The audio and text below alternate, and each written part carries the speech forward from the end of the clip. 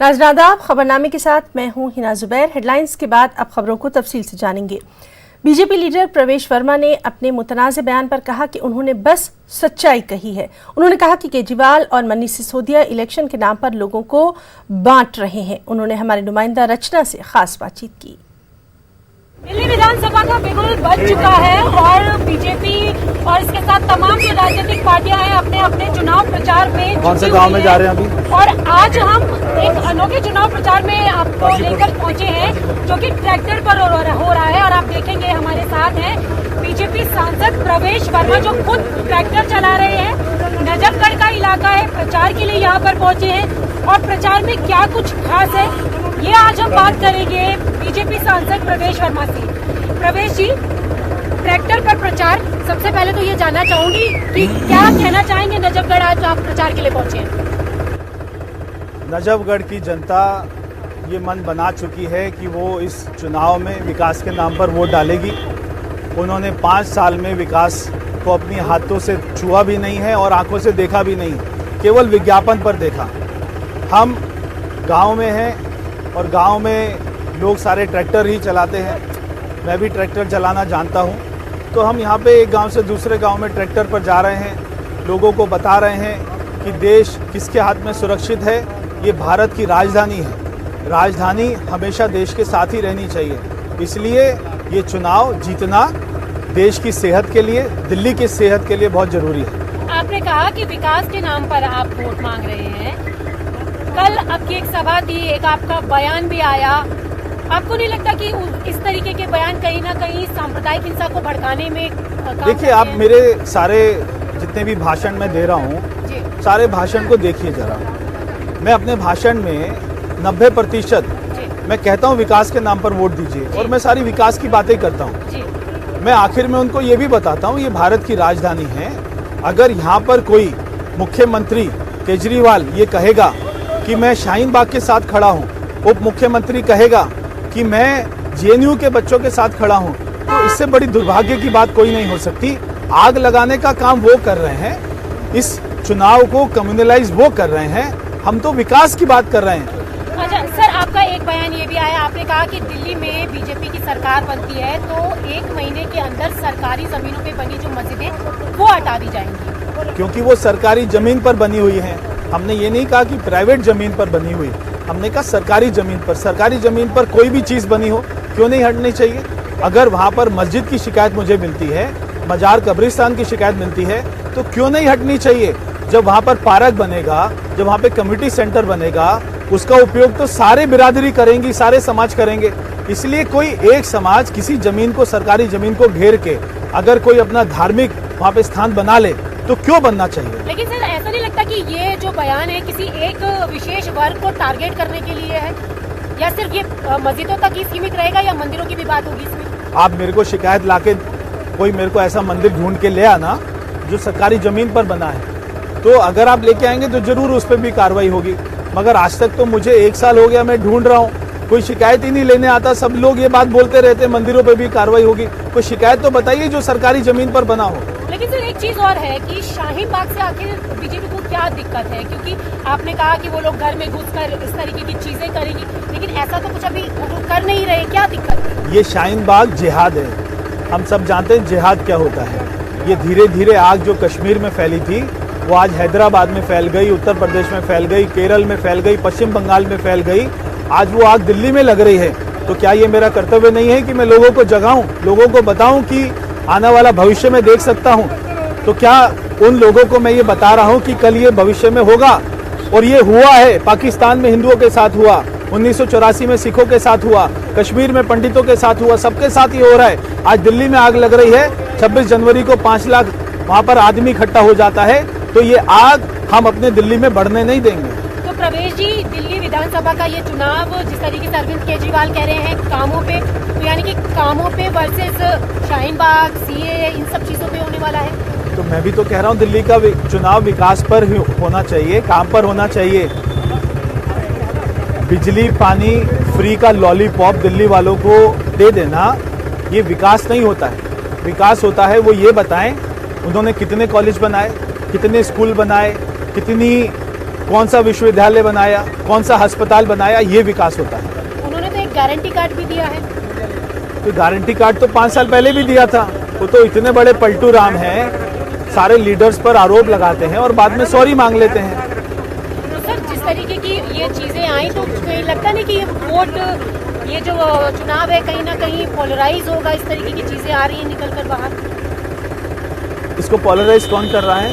दिल्ली के मुख्यमंत्री जब ये कहते हैं मैं शाहीन बाग के साथ खड़ा हूँ, वो इसको पोलराइज कर रहे हैं। जब दिल्ली का मनीष सिसोदिया ये कहता है कि मैं जेएनयू के साथ खड़ा हूँ, वो इसको पोलराइज कर रहे हैं, हम नहीं कर रहे। सर, आप प्रचार करने आए हैं, वोटर से क्या अपील करना चाहेंगे? वोटर से हम कहेंगे कि विकास के मॉडल पर देना वोट।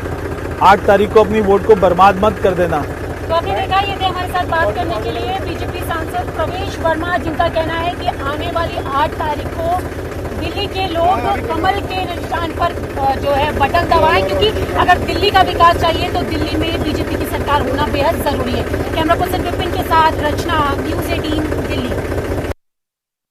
दिल्ली में इंतखाबी तशहीरी मुहिम के दौरान बीजेपी की जानिब से मुतनाज़ा बयानात का सिलसिला जारी है। मरकजी वज़ीर अनुराग ठाकुर के बाद अब बीजेपी प्रवेश वर्मा सामने आए। उन्होंने कहा कि अगर दिल्ली में बीजेपी की हुकूमत बनी तो सरकारी ज़मीन पर कायम तमाम मसाजिद मुनहदिम कर दी जाएंगी। उन्होंने शाहीन बाग पर भी मुतनाज़ा बयान देते हुए कहा कि बीजेपी की हुकूमत बनी तो शाहीन बाग को 1 घंटे में खाली करा लिया जाएगा।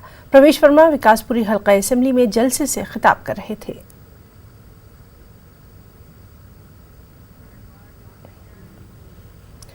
और वहीं दिल्ली में बीजेपी की जानिब से हो रही बयानबाजियों पर कांग्रेस लीडर राज बब्बर ने सख्त रद्द-ए-अमल का इजहार किया और कहा कि दिल्ली तो अमित शाह के तहत आता है, अगर शाहीन बाग में कुछ गलत हो रहा है तो गिरफ्तार क्यों नहीं किया जाता।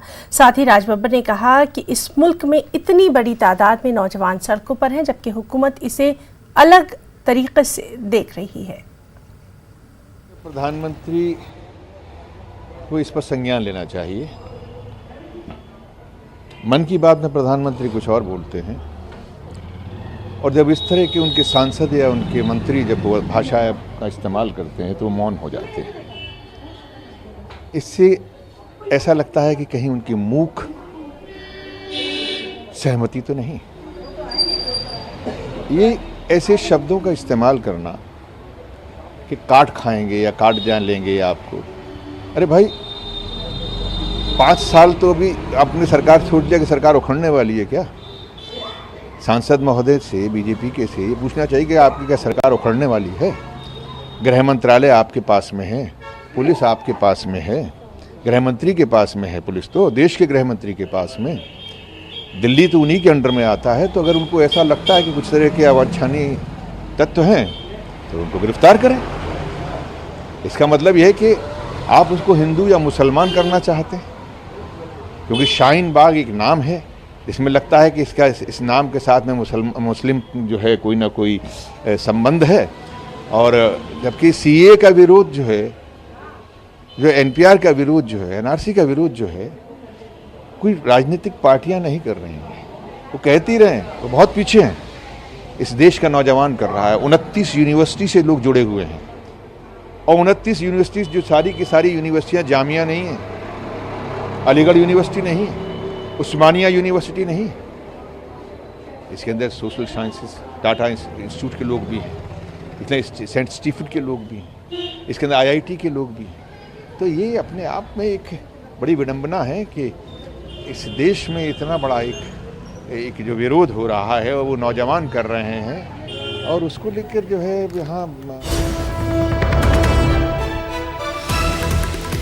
इस वक्त की बेहद अहम खबर, शर्जील इमाम को गिरफ्तार कर लिया गया है। तो इस वक्त की बेहद अहम खबर, शर्जील इमाम को गिरफ्तार कर लिया गया है। आपको बताएं कि इस सिलसिले में लगातार जो पुलिस की टीम है उनकी कार्रवाई जारी थी और अभी ये खबर कि शर्जील इमाम को गिरफ्तार कर लिया गया है।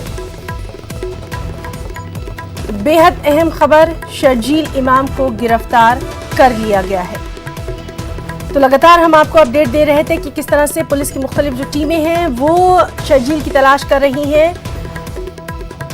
कई रियासतों में शर्जील की तलाश की जा रही थी और शर्जील को मुजफ्फरपुर से गिरफ्तार किया गया है। तो बेहद अहम खबर, शर्जील इमाम जो लगातार जिसकी गिरफ्तारी की बात की जा रही थी, पुलिस जिसको तलाश कर रही थी, शर्जील इमाम को मुजफ्फरपुर से गिरफ्तार किया गया है। तो बेहद अहम खबर, शर्जील इमाम को गिरफ्तार कर लिया गया है। मुजफ्फरपुर से शर्जील को गिरफ्तार किया गया है। लगातार हम आपको अपडेट दे रहे थे कि किस तरह से पुलिस की मुख्तलिफ टीमें जो है वो शर्जील को तलाश कर रही हैं कई रियासतों में।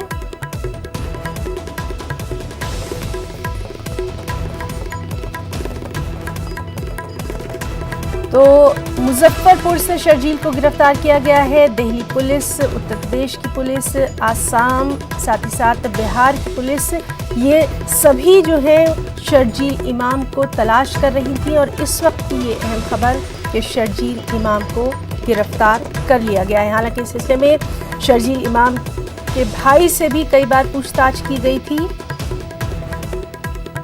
और अभी ये खबर है कि शर्जील इमाम को गिरफ्तार कर लिया गया है। मुजफ्फरपुर से शर्जील इमाम को गिरफ्तार किया गया है। तो लगातार इस अहम खबर पर हमारी नज़र बनी हुई थी कि किस तरह से दिल्ली में इसकी गिरफ्तारी की बात की जा रही थी, साथ ही साथ सरगर्मी तेजी से जारी थी पुलिस की और उत्तर प्रदेश में भी पुलिस जो है वो शर्जील को तलाश कर रही थी, साथ ही साथ आसाम,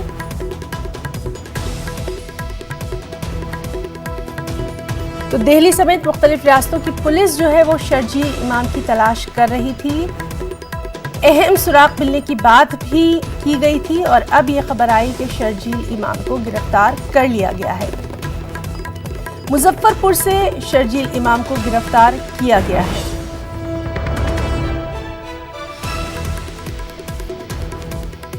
तो बेहद अहम खबर, शर्जील इमाम को गिरफ्तार कर लिया गया है।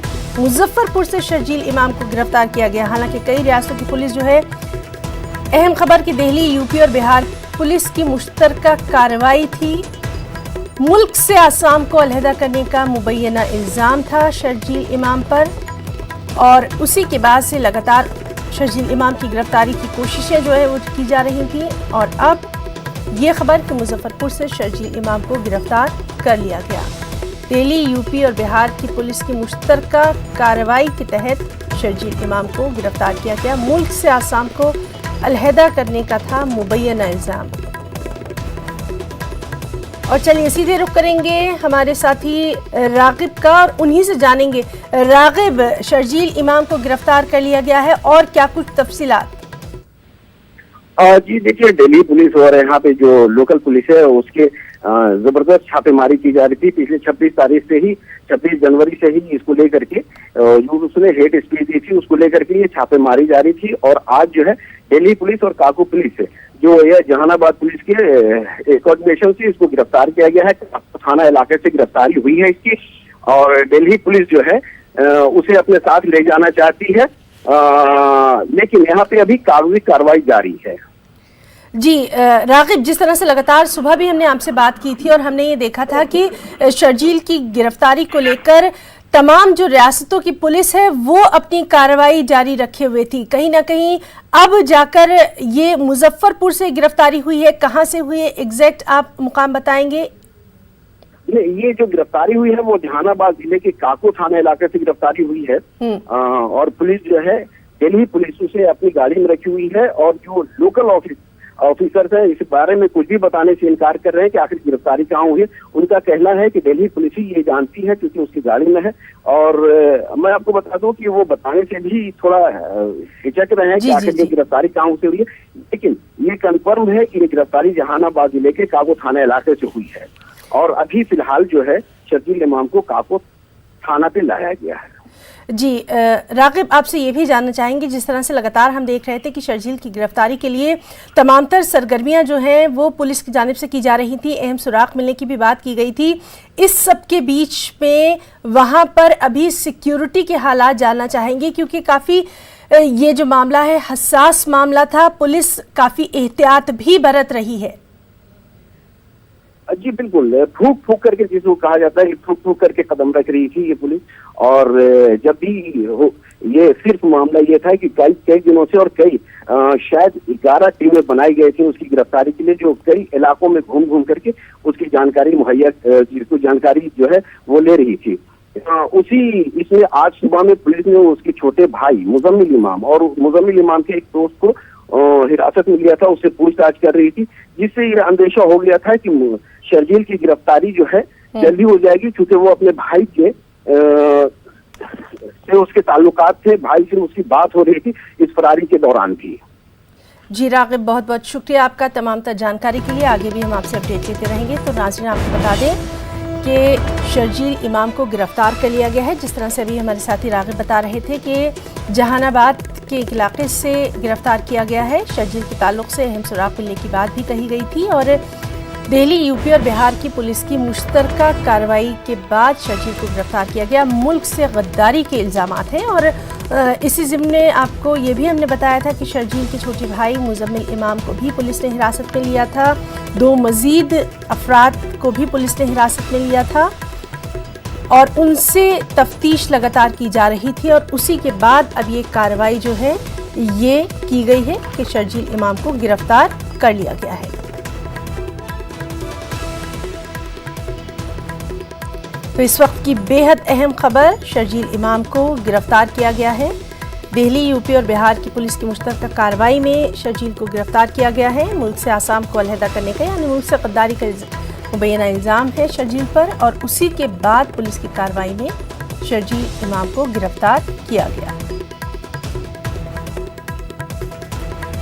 बिहार के जहानाबाद से शर्जील को गिरफ्तार किया गया। जिस तरह से अभी हम बात कर रहे थे हमारे साथी रागिब से, उनका यही कहना था कि पुलिस इस मामले में बेहद फूक फूक कर कदम उठा रही है और कोई भी जानकारी पुलिस ने नहीं दी। सिर्फ ये इत्तला है कि शर्जील इमाम को जहानाबाद से गिरफ्तार कर लिया गया है। हालांकि दिल्ली, यूपी और बिहार की पुलिस की मुश्तरका कार्रवाई में इसको गिरफ्तार किया गया है और इसके अलावा कई और मुकामात पर भी पुलिस जो है दूसरी रियासतों में भी शर्जील को तलाश कर रही थी।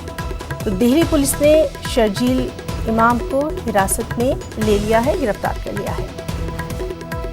बिहार के जहानाबाद से शर्जील को गिरफ्तार किया गया है।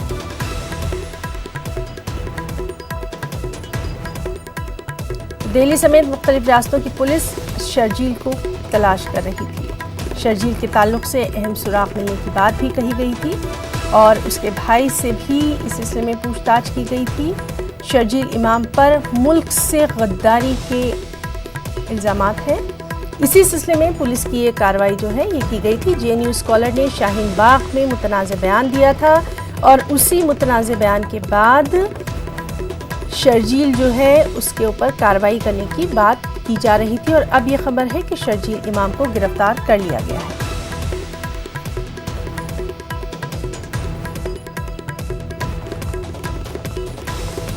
बिहार के जहानाबाद से शर्जील को गिरफ्तार किया गया है। जिस तरह से अभी हमारे साथी रागिब बता रहे थे कि काफ़ी ये खुफिया कार्रवाई रही और पुलिस शर्जील को सीधे गिरफ्तार करने के बाद अब दिल्ली ला रही है। मुल्क से आसाम को अलग करने का मुबैना इल्ज़ाम था, यानी मुल्क से गद्दारी का इल्ज़ाम है शर्जील पर और उसी सिलसिले के तहत एक्सक्लूसिव न्यूज़ 18 उर्दू पर आप तस्वीर देख सकते हैं जब शर्जील इमाम को गिरफ्तार करके पुलिस जहानाबाद से ला रही है। तो ये एक्सक्लूसिव तस्वीर हम आपको दिखा रहे हैं। दिल्ली, यूपी और बिहार की पुलिस की मुश्तरका कार्रवाई में शर्जील इमाम को गिरफ्तार किया गया है।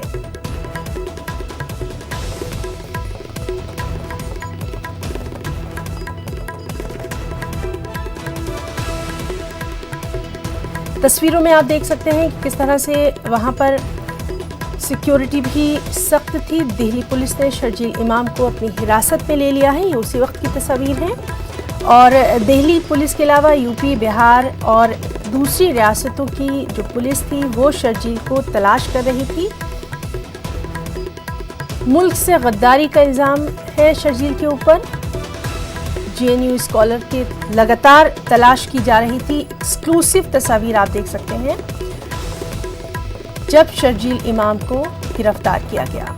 शर्जील इमाम पर मुल्क से गद्दारी के इल्ज़ामात हैं। जेएनयू स्कॉलर ने शाहीन बाग में मुतनाज़ बयान दिया था और उसी के बाद से चक्का जाम करके आसाम का मुल्क से राब्ता मुनक़ते करने की कॉल दी थी। उसी के बाद से पुलिस हरकत में आई और उसके बाद से शर्जील इमाम की तलाश जो है वो लगातार की जा रही है।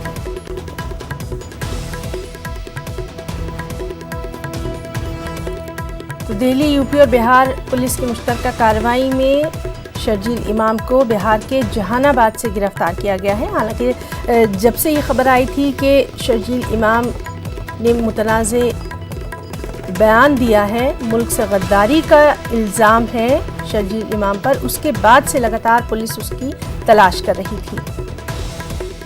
इस सिलसिले में उसके भाई को भी गिरफ्तार किया गया था, उससे भी पूछताछ हुई और अब ये खबर आई कि शर्जील इमाम को गिरफ्तार कर लिया गया है।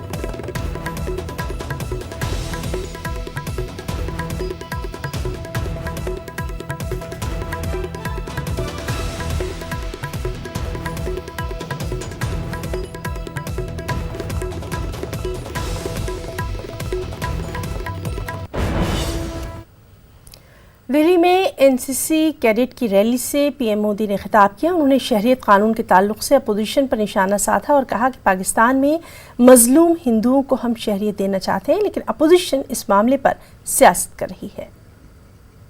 स्वतंत्रता के बाद से स्वतंत्र भारत में पाकिस्तान में, बांग्लादेश में, अफगानिस्तान में रह गए हिंदुओं, सिखों और अन्य अल्पसंख्यकों से यह वादा किया था अगर उन्हें जरूरत होगी तो वो भारत आ सकते हैं, भारत उनके साथ खड़ा रहेगा। यही इच्छा गांधी जी की भी थी, यही 1950 में नेहरू लियाकत जो करार हुए उस समझौते की भी भावना थी। इन देशों में जिन लोगों पर उनकी आस्था की वजह से अत्याचार हुआ, भारत का दायित्व था उनको शरण दें, लेकिन इस विषय से और ऐसे हजारों लोगों से मुंह फेर लिया गया। ऐसे लोगों के साथ हुए ऐतिहासिक अन्याय को रोकने के लिए, भारत के पुराने वायदे को पूरा करने के लिए आज जब हमारी सरकार सिटीजनशिप अमेंडमेंट एक्ट लेकर के आई है, ऐसे लोगों को भारत की नागरिकता दे रही है, तो कुछ राजनीतिक दल अपने वोट बैंक पर कब्जा करने की स्पर्धा में लगे हैं। आखिर किसके हितों के लिए काम कर रहे हैं ये लोग? क्यों इन लोगों को पाकिस्तान में अल्पसंख्यकों पर हो रहे अत्याचार दिखाई नहीं देते? सिर्फ आस्था की वजह से पाकिस्तान में इन बेटियों पर जो जुल्म होते हैं, उनके साथ बलात्कार होते हैं, उनका अपहरण होता है, इन सबको क्यों जुठलाने पर तुले हुए हैं? जवाब दे ये लोग। साथियों, इनमें से कुछ लोग दलितों की आवाज बनने का ढोंग कर रहे हैं। ये वही लोग हैं जिन लोगों को पाकिस्तान में दलितों पर अत्याचार दिखाई नहीं देता। ये लोग भूल जाते हैं कि पाकिस्तान से जो लोग धार्मिक प्रताड़ना की वजह से भागकर भारत आए हैं, उनमें से ज्यादातर हमारे दलित भाई बहन हैं।